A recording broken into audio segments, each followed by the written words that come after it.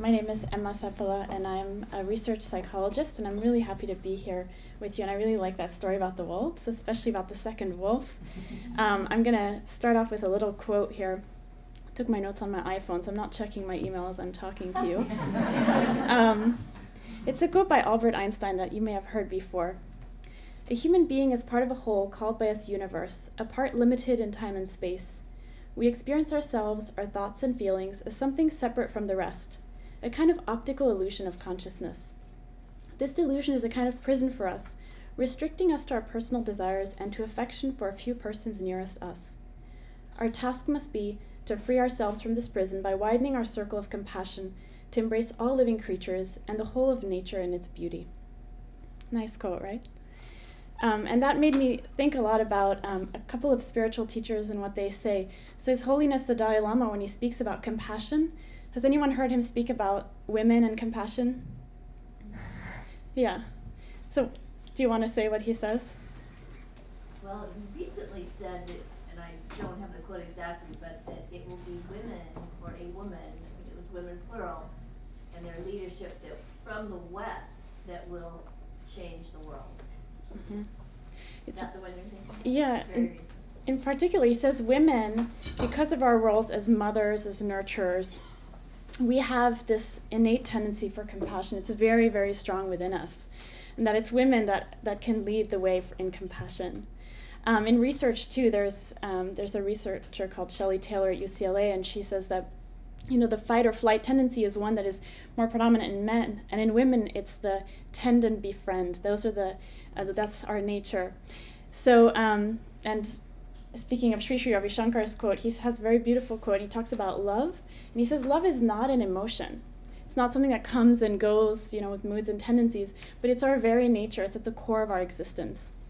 And there's beautiful research that underlies this. So there's research happening at the Max Planck Institute in Germany with little children, and just the researchers are asking the question, is compassion innate to us, or is it something that we learn? And so they have these tiny little 2-year-olds, and they do these experiments where they knock something over, and the researcher is just trying to grab for it as if they're, oh man, I can't get my pencil. And these little kids, all of them will unanimously just run up and reach it up and bring them the pencil. It's really cute to see. But they've done the same thing with some apes and monkeys and shown that it's our innate tendency, even before we've learned from our society, to help others. And on that note, I'd like to speak about belongingness and social connectedness. So social connection is something that's so fundamental to us, and it's a really, it's probably the strongest human need that we have. But I wanted to share some data about that. So in 1996, there was a study done in the US that asked people, how many people do you feel close to, close enough that you would share your personal problems? What do you think the modal number was? The modal number being the maximum number of people responded. What do you think that was? 4. It was 3, close. Then they did it again in 2004. What do you think their modal number was? Is this working? What do you think it was? 1. It was 1, with 25% of Americans saying 0. Wow. Amazing, right? So 1 in 4 people that we meet has no one to talk to. And social connectedness is a huge predictor of health and well-being. So lack thereof has been a predictor of anxiety, depression, even suicide, and also violent tendencies. So a lot of the things that you see happening in schools, whenever children are being violent towards others, they're usually highly disconnected individuals. But the opposite is also true. So belongingness and social connectedness, when it's really strong, is a huge predictor of health and well-being, quicker recovery from disease, a longer lifespan. It's really amazing. And the most beautiful thing about this research, I went really deeply into this when I was doing my doctorate at Stanford, was that it didn't depend on how many friends you had on Facebook, or for that matter, how many friends you have, but it depended on your subjective feeling of connection to others. Do you see the difference between that? So it's that internal feeling of connection to others. So I'm going to go more into this. But one question is, okay, so how do we develop the sense of compassion, which is integral to us? But there's some things that stand in the way. Can you think of some things that stand in the way to us feeling belonging and compassionate all the time? Fear. Fear of rejection. Fear and a cultural propensity towards competition, just ingrained, and we pretend it's natural to us. Mm-hmm. Dislocation. dislocation, like moving around? Stress. Yeah, stress. Especially in conflict areas. Absolutely, absolutely. Those are all definitely part of that. Concern about attaining basic needs. Yeah, concern about attaining basic needs. But in our society, there is no problem with basic needs mostly, right? But it's somehow, I think who was saying stress? Yeah, stress is something that's huge. So when people are stressed, it increases self-focus. If you think about it, that was a good thing for our ancestors, right? When there was a lion running behind them, it was a good thing to be self-focused, right? You don't want to be thinking about, other things, daydreaming. You want to get out of that situation. However, in our society where there's chronic stress, how many people experience chronic stress here? Anybody? It happens to all of us at times, right? That state of self-focus happens, and then we feel less connection to others. So stress is one way of lowering, of increasing compassion, and the other way is increased community engagement. So I'll just talk about both of those really quickly. And if I'm going over my time, you'll have to stop me, okay? I'm going to try and be quick, but I get really excited about this research, so. So one way is, oftentimes we'll try to be like, okay, I need to be more compassionate. I need to try and change my mind. And we address it by trying to change what's going on upstairs. But that's really challenging. How many people would agree with me that it's hard to kind of change how you feel with your own mind? It is, but it's kind of how our Western society is built, right? Cogito ergo sum, right? I think, therefore I am. There's this thought that I can control myself with my mind alone. But there's a researcher at Harvard who did this really interesting research showing that when you're trying to do something, let's say you're trying to go on a diet. Anyone tried to go on a diet before? Yeah. So you're trying to go on a diet, and you're telling yourself, okay, I can't eat this, I can't eat this, I can't eat that. But the moment there's a little bit of anxiety, boom, the opposite happens. It's very difficult to change your mind with your mind. It's very difficult to force yourself to do something with your mind. Just think about when you're trying to go to sleep at night. You have a big event the next day, you're trying to go to sleep, and you tell yourself, go to sleep, go to sleep, go to sleep. Does it work?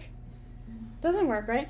So there's a reverse paradigm that's happening, and there's a lot of new research showing this, that when you actually approach the mind, not through the mind, but through the body, and increase relaxation in the body, that you can start to have that happen in the mind. So I'll give you one example. There was this interesting research done about where they had people come in and they made them smile. So they made them smile in the experiment, but you didn't want them to know that they were smiling. So they did this thing where students came in and they put a pencil in their mouth and they said, we're looking at the muscles in your face, and they just made them smile in some way without the participants knowing they were smiling. And then they found, that they actually felt better. So you've heard about this research? Anybody heard about this research? Yeah. So, but also interestingly, with breathing, there was a similar research study done. And I think Radhika probably will talk a little bit about the Art of Living Foundation. It teaches a lot about breathing. But there was a study done where participants came in and were made to feel different kinds of emotions. How many of you have noticed that your breath changes with your emotion? Anybody here notice that? It's obvious, right? Like laughing, crying, our emotion changes. With anxiety, it changes. With happiness, it changes. And so in this study, they had people look at different film clips that evoke different emotions in them, and they measured how they were breathing. And they found, lo and behold, for every emotion, there was a different way of breathing. So that was interesting, but it makes sense in terms of our daily life. The most interesting part was the second part of the study, in which they had people come in, different people, and they just gave them the breathing instructions, corresponding to the emotion, and they asked them, how do you feel? How do you think they felt? Correlate. The corresponding emotion, right? Which is amazing. What does that mean? You can through your body. Yeah, you can change how you feel through the breath, because it's very difficult to change how we feel with our mind, right? Have you ever had someone come up to you and say, don't be so nervous or so stressed? Does it work? No, it doesn't work at all, right? And even when we tell ourselves it doesn't work. But through the breath, it can work. And through meditation. So I'm really fortunate. After graduating from Stanford, I joined the lab of Dr. Richie Davidson. Has anybody heard of him?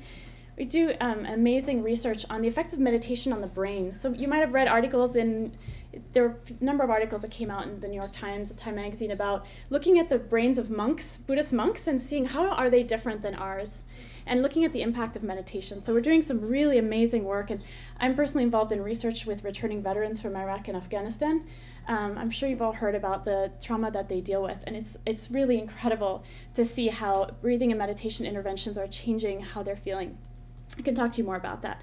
But let me move to the next thing. So one way of increasing compassion that we're finding is through meditation, is through yoga and breathing exercises, which are actually body-based. And as we relax the body, the mind becomes more open. It makes sense because I was saying stress increases self-focus. When we reduce stress, we automatically feel better. We automatically want to reach out to others.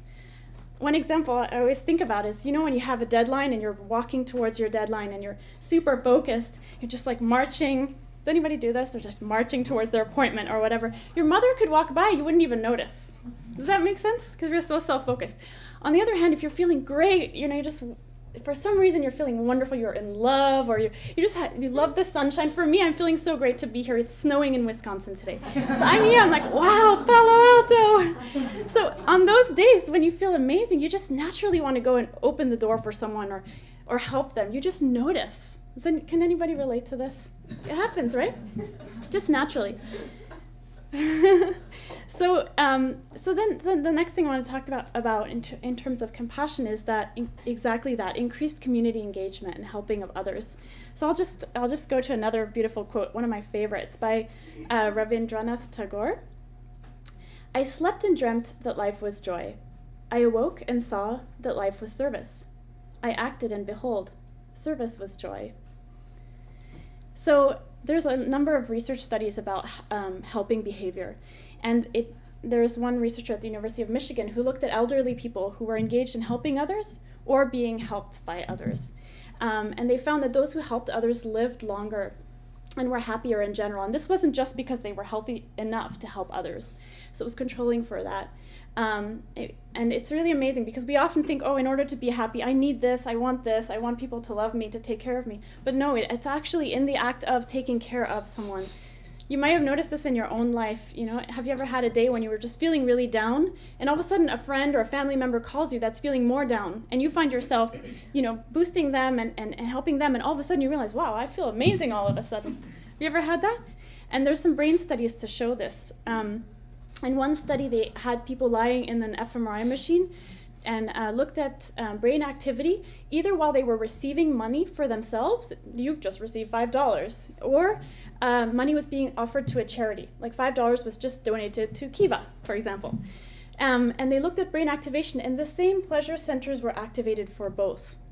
The same ones, for receiving and for giving, for it being donated to someone else. In another study, which I find really interesting, they had participants come in and they gave them $20, and they told half the participants, okay, you need to go and spend this on someone else, to one half, and the other participants, they told them, okay, you have to go and spend this on yourself. And then at the end of the day, they said, okay, who feels better? Who do you think was happier at the end of the day? Those who gave it away. Amazing, right? Because all of our society just tells us to buy and take care of ourselves, but it's actually in giving away that we feel so happy. And I'm going to go really quickly over the next couple of studies, but there's some of my favorite. There's a sociologist at Harvard called Nicholas Christakis, and do I need to stop? I'm done. 1 minute. Can I just show these? These are my favorite. You gotta share it. It's okay. awesome. So Nicholas Christakis, sociologist at Harvard, he does research, population research, and he found that in a study where you had people play economic games where they're giving to others, he found that when people acted more generously, it impacted everyone around them, and they started to act more generously, and it impacted in 3 concentric circles.